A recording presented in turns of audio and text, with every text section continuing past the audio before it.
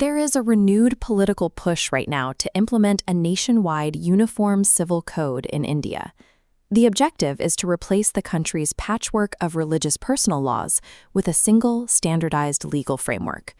Doing this triggers a conflict written directly into the Indian Constitution.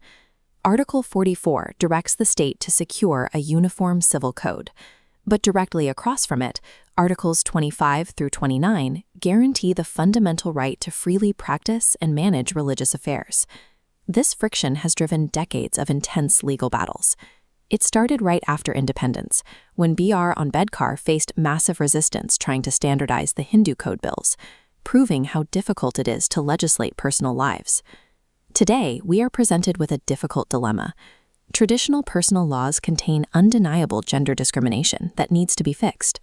But to achieve that equality, does the state have to force a mandatory legal code onto 1.4 billion highly diverse citizens?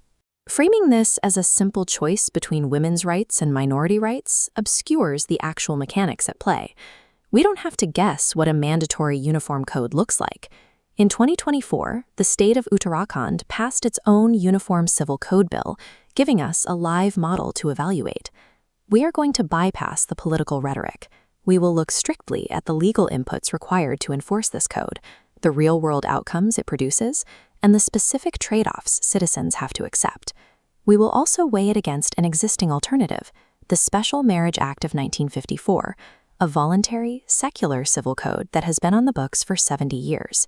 Achieving gender justice does not automatically require erasing personal laws. It requires a choice between imposing state uniformity or providing accessible, secular alternatives.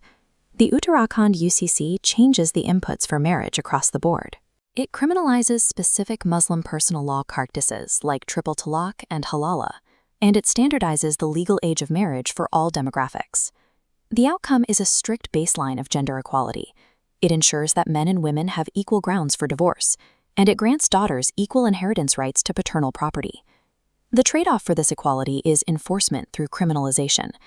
By outlawing deeply embedded customary practices, the state disproportionately impacts minority communities and heavily alienates conservative populations. The code also introduces new inputs for live-in relationships. It mandates that any live-in relationship within the state's jurisdiction must be formally registered with the government, regardless of religion. This grants legal legitimacy to children born outside of a marriage, and it guarantees that women deserted by their live-in partners can legally claim maintenance. The trade-off is severe. Mandating state registration for couples who deliberately chose not to marry directly infringes on the constitutional right to privacy. It also creates a public record that exposes interfaith and non-traditional couples to vigilante harassment. The Uttarakhand model achieves its version of gender justice by deploying an invasive level of state surveillance. The Uttarakhand UCC also contains a massive loophole. It completely exempts scheduled tribes, whose customary practices are protected under Part 21 of the Constitution. This exemption preserves unique indigenous laws and actively prevents social rebellion in states with high tribal populations.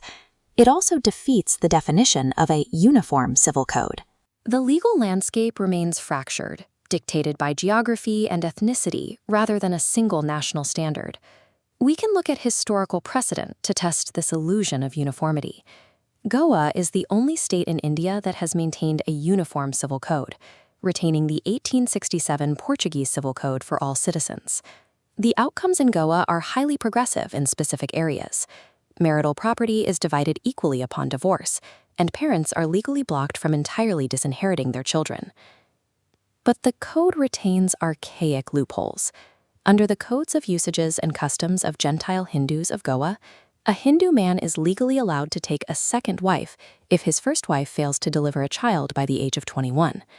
Historical evidence proves that applying one law to everyone does not automatically make that law progressive, and with tribal exemptions baked in, modern civil codes aren't actually uniform anyway. The Special Marriage Act of 1954 operates on a different mechanic. It allows any two citizens, regardless of their faith, to opt into a secular civil marriage without undergoing a religious conversion. By opting in, the couple is legally bound to monogamy. Their inheritance is governed by secular law, and they are granted equal civil divorce rates, all while maintaining their religious autonomy. The Special Marriage Act achieves the exact same gender justice outcomes as the UCC. The difference is that it operates entirely on a voluntary basis. The fatal trade-off of the Special Marriage Act is an administrative flaw. Couples registering under the Act are subjected to a mandatory 30-day public notice requirement, displaying their names and addresses at the local marriage office. This creates a severe bureaucratic hurdle.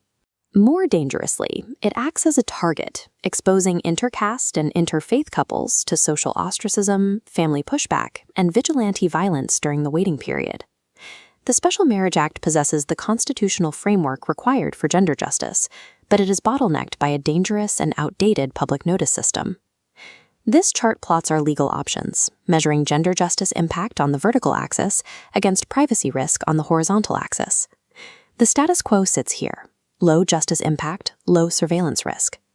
The Uttarakhand UCC sits top right: high standardization, but very high privacy risk. The unreformed Special Marriage Act sits here: medium justice impact, because the 30-day notice danger keeps adoption low and risk high. A mandatory UCC benefits the state through easier administration. It also benefits individuals who are trapped in orthodox communities and lack the social power to opt out of restrictive traditions. But a mandatory code punishes interfaith couples, live-in partners, LGBTQ+ individuals, and minorities who require privacy from state overreach. The Uttarakhand model demands a high price in civil liberties for the standardization it provides. The most efficient path to gender justice is not forcing a uniform code onto the entire Indian population. It is reforming the Special Marriage Act. The legislature needs to remove the dangerous 30-day public notice period and digitize the registration process to protect personal data from public display. Removing that single administrative hurdle achieves the exact same civil protections promised by a UCC, entirely on a voluntary basis. A reformed Special Marriage Act protects individual privacy, guarantees women's rights, and preserves India's pluralistic ethos. True justice is an accessible choice, not an imposition.